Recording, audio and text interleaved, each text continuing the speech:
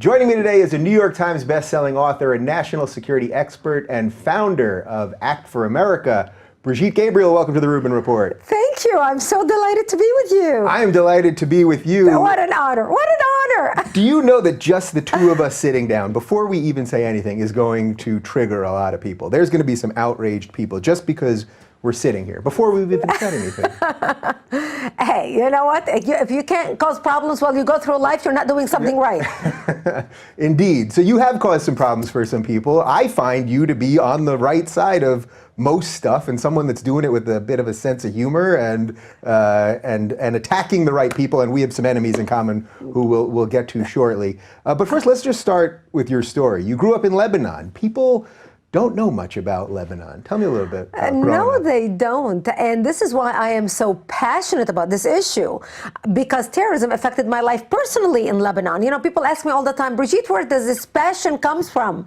And I tell them, because terrorism changed my life. I was born into a country, Lebanon, that used to be majority Christian country when I was a child. Mm-hmm. We were open-minded, we were fair, we were tolerant, we were multicultural. We prided ourselves on our multiculturalism. Yeah. We had open border policy. We welcomed everyone into our country because we wanted to share with them the westernization which we had created in the heart of the Middle East. Muslims used to send their children to study in our universities.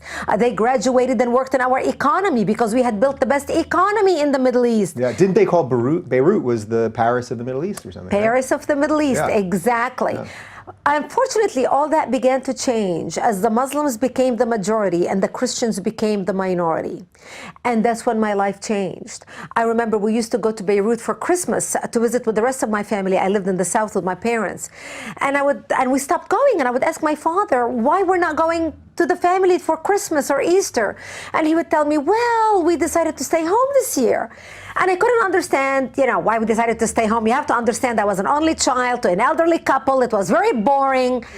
And then I later learned that the reason why we stayed home is because the radical Islamists and Palestinians would set up a fly-by-night checkpoint and would stop cars traveling.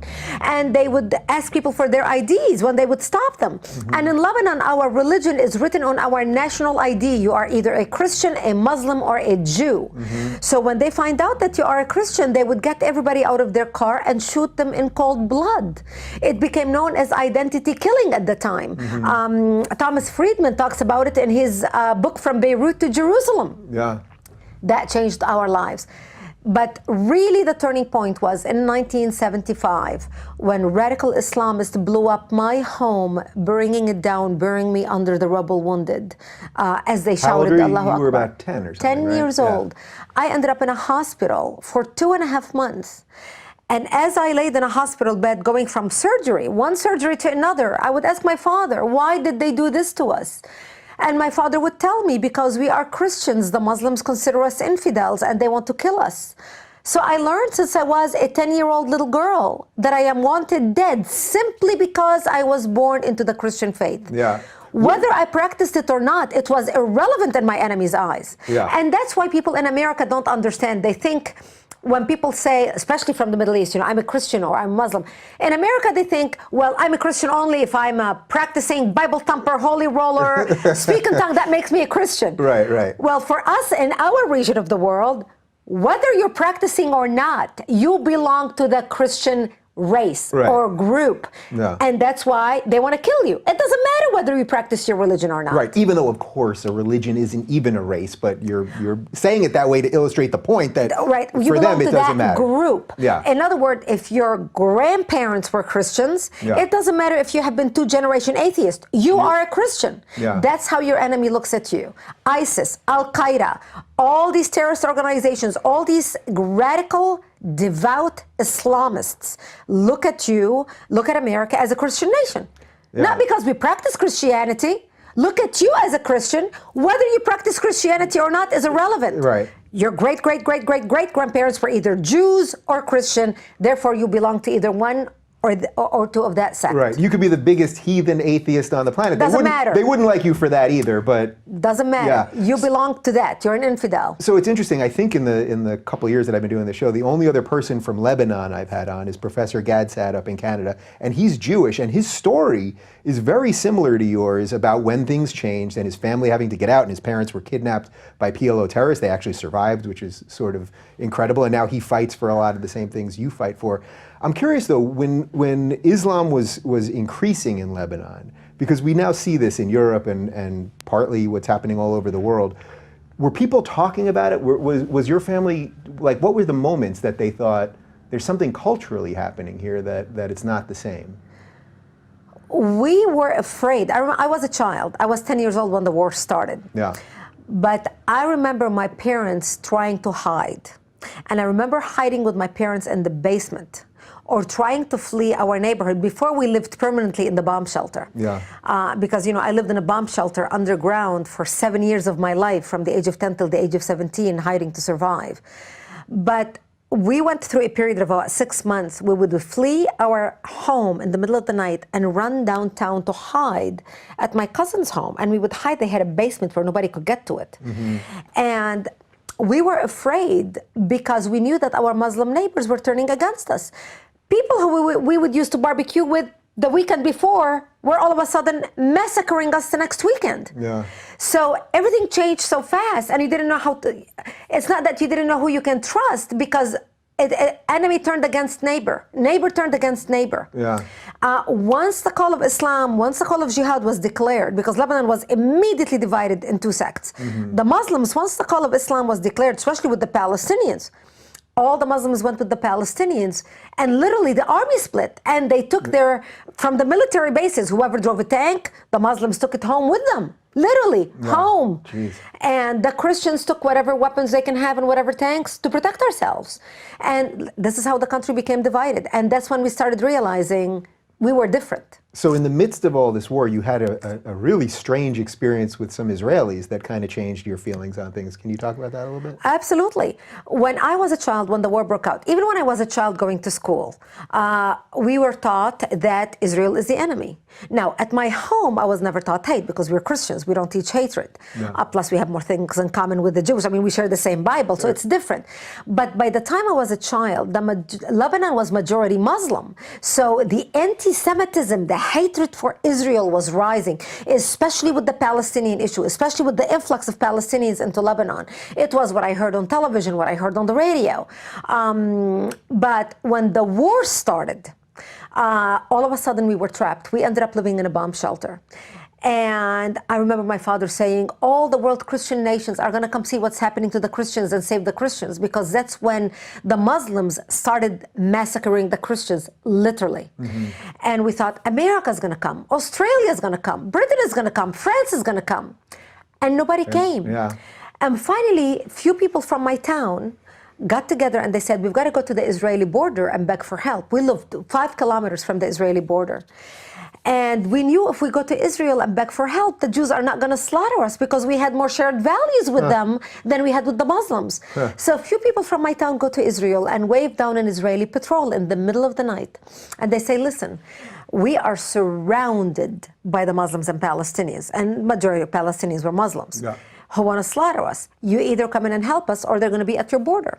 So Israel started coming in the middle of the night and started bringing ammunition to the military, food for the children, because Muslims cut off all food supplies to our towns.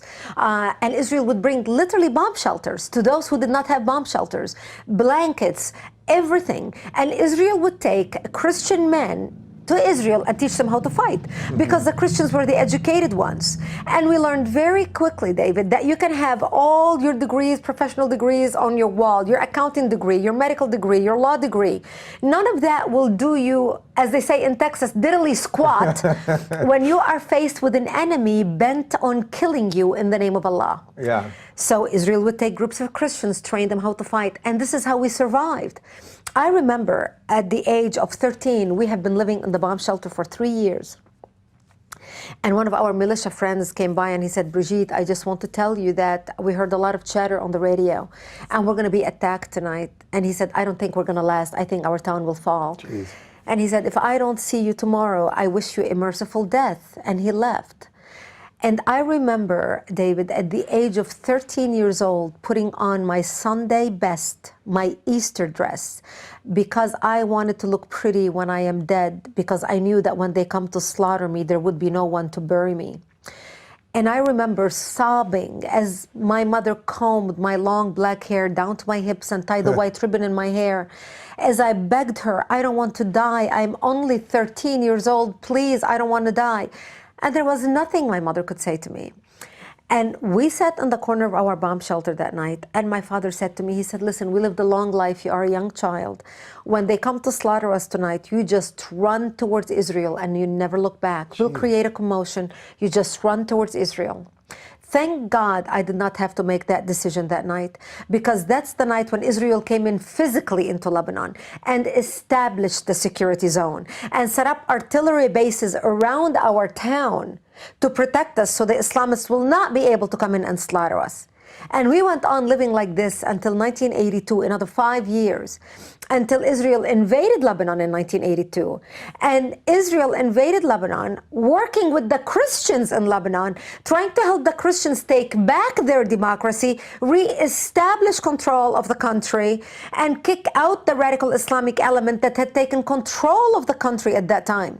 Because by 1982, we had 11 Islamic terrorist organizations operating out of Lebanon, including the PLO. Yeah. All right. So let's pause there, because there's so much politics, but what obviously shines through is your personal story. And it's so interesting to me. I find this when I talk to certain guests who've lived through a lot. You talk about a bomb shelter and it's almost like, oh, I lived in a bomb shelter for 3 years. Like it is what it is, as opposed to it's impossible for me to even fathom what that could be like. How much do you feel like your own story here has sort of been hijacked? I guess that's sort of an operative word here. That for people like you and Ayan and Yasmin Mohammed, who I had on a couple of weeks ago, people that have lived through some of this stuff, these stories really don't get told anymore, because they somehow, because you're using all the buzzwords when you say Muslim or this or that people are afraid to talk about this. And all you've done so far is tell your own personal story. Right. And it's the story that shapes my life and my outlook. I was robbed of my childhood. People ask me, where does this passion come from, Brigitte? I tell them, you know how Holocaust survivors walk around with tattoos on their arms? I walk around with scars. I still have shrapnel in my bones. This is what I look at when I take a shower every morning. And I am reminded of what happens when people turn a blind eye to evil, thinking it's not going to happen to me. I am the Anne Frank who lived to tell about it, and I'm trying to warn the world. In my situation, in my life, living with crawling under the bombs, digging out grass to eat, digging out dandelions to eat. One of my job, if you want to call it jobs, in the bomb shelter, we lived with my parents. It was only me and them in this hole 6 feet underground, no sunshine, always in the darkness, mildew on the walls, literally white mildew covered the walls, and we would sit there, dirt floors. And one of my jobs was breaking chickpeas, old dry chickpeas that my mother would soak overnight in water, because we didn't have any food other than whatever Caritas would bring a box of food.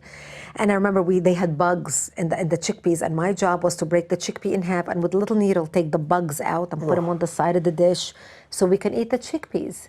I remember sleeping, I had long hair, and I remember as a child, people see me today and they think this glamorous lady, and they think, oh wow, what a life, you know. They don't realize what carved the character of the person you see today. I remember as a child sleeping on the floor on the dirt and getting lice in my hair. And I remember my mother putting kerosene on my head so it will kill the lice, and combing my hair. And I remember closing my nose and my eyes are burning, and my mother would say, it's okay, this will kill the lice. And this became our life. We went from, as a child, as an only child, to a successful businessman with a live-in servant and a chauffeur to drive me to school, was sitting with my parents, breaking chickpeas with bugs, digging out for dandelions to eat, and my mother combing lice out of my hair by killing it by putting kerosene or mazout or benzene on my head. we didn't have any medication. I don't drink alcohol. People ask me all the time, oh, why don't you drink? They think it's a religious thing. Well, the bomb shelter, because my father owned a restaurant, the bomb shelter was a storage room for all the liquor and wine, because obviously 6 feet underground, it's temperature controlled. Yeah. And we didn't have any medication, and we didn't have any doctors to go to. The hospital was bombed out. And we used alcohol as medication. So when I would be sick once a month, and I didn't have any pills or any medication, and I would be in extreme terrible pain, and my father would pour me a shot of whiskey, Johnny Walker 777, and he would say, oh honey, just jug it, this will take your pain away. So in my mind as an adult, I associate alcohol with medicine. Wow. So I don't even drink anything. It changes your life. New Year's Eve, it took me 50 years to figure out why I cry every New Year's Eve, why I feel utter sadness come into me as people get so excited at midnight. And I couldn't put my finger on it. People would be so jubilant and so excited, and I would look around and I would always tear up. And I learned the scars of war growing up in a bomb shelter, when you don't have anything to smile about or laugh about in your formative years. You don't know how to be happy. Those wires that connect people excited and learning how to be happy as you're developing, as your brain is developing, to know what it's really to be happy, happy, happy, that exuberant joy where people are just let loose and be happy. I don't have that. I was robbed of that. So when I would watch people on New Year's Eve being so happy, that's when it hit me that I couldn't get that happy, and I didn't know why, and I couldn't even recognize it. Until I got to be 50 years old, I started learning about my background and what shaped me.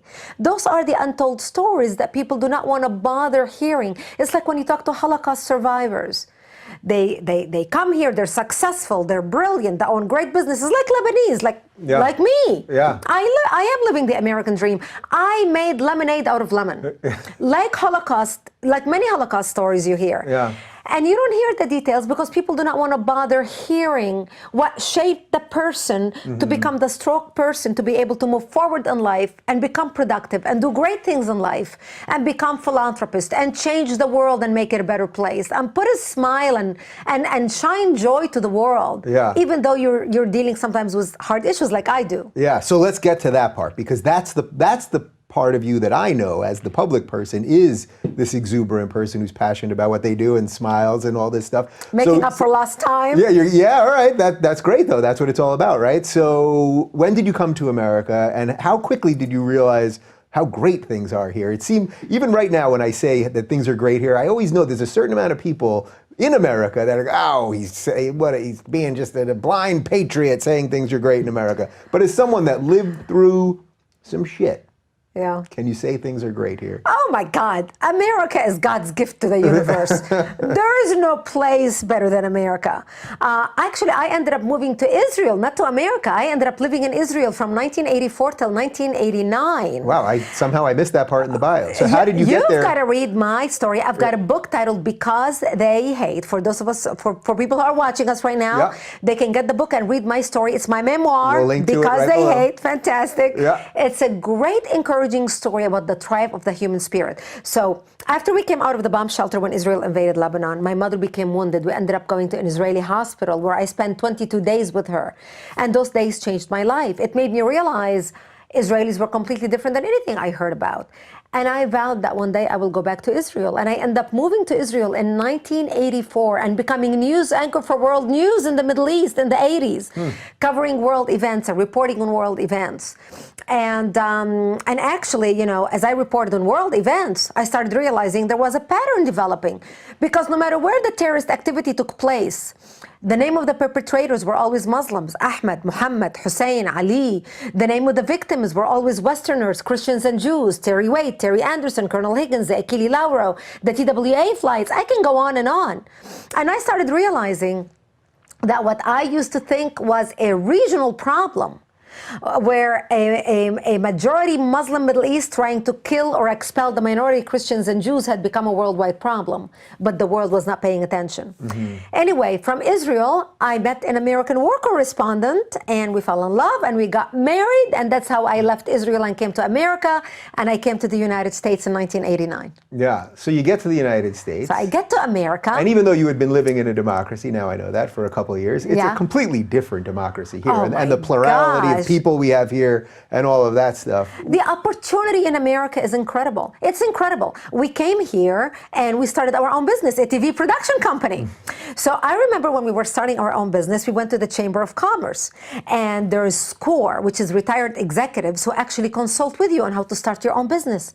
And I remember going there, and you can sit with them, and these are retired CEOs who would advise you, who will mentor you on, hey, this is how you start your own business. This is what you need to do. This is the capital you need to raise. And they would literally hold your hand, and the Chamber of Commerce had brochures. And I remember looking at my ex-husband, and I remember looking at him and saying, it's for free? Are you telling me they're going to teach you how to start your own business? Yeah. And I started learning about America and how it operates. The opportunities. In America, you can be anyone you want to be. The sky is the limit. There is no excuse. Yeah. None whatsoever. Even today. Even those who are coming here today to this country. Yeah. The opportunities are limitless. It's incredible. But I thought we're an evil, patriarchal, racist society that's bent on white supremacy or something. Am I wrong on that? Have I made a mistake? Absolute baloney. Listen, I came to this country in 1989, and I had my own TV production company. I worked so many jobs. I have never felt as a second-class citizen or persecuted or that I am different in any way, shape, or form whatsoever. Yeah. America is an amazing place. America is a land. If there was ever a place where anyone can belong, it's America. Yeah. Because we came here from everywhere. And everybody from all walks of life, whether your father was a janitor or your father was a mega millionaire. You come to America and you have a fresh start, fresh identity. Nobody cares what your father's title is. It's what you make of yourself. And you can be anything you want to be. This is America. It's amazing. Yeah, I'm so fortunate to live here. Yeah, I lived in New York City most of my life, and when I go back now, every time I go on the subway, I just look around for a second, and you quite literally see everybody, every shade, color, religion, ethnicity, nationality. And even if we're not all constantly fawning over each other, we live together. Just that in and of itself is an incredibly beautiful thing as someone that comes from a place that unfortunately saw the reverse of that. Yeah. America is different. And I can tell you, I was in Europe. I go to Europe. So 2 years ago, I took my children on a cruise in Europe. And we went and we cruised around and everything. And we missed so much coming to America. You know what we missed the most? Being able to have the variety of food that we have in America, all in one street. You walk down one street in America, you can go one night eat Chinese, one night eat Japanese, one night eat Lebanese, one night eat Italian. Yeah. I mean, one night eat Thai. Yeah. The variety. America is so rich in culture that truly melted into one pot. It's very different than anywhere else in the world. So it's not cultural appropriation when I eat Chipotle? That's supposed to be that way? I'm telling you, this is America is an amazing place to live and to thrive. Yeah. And anybody can come here and thrive.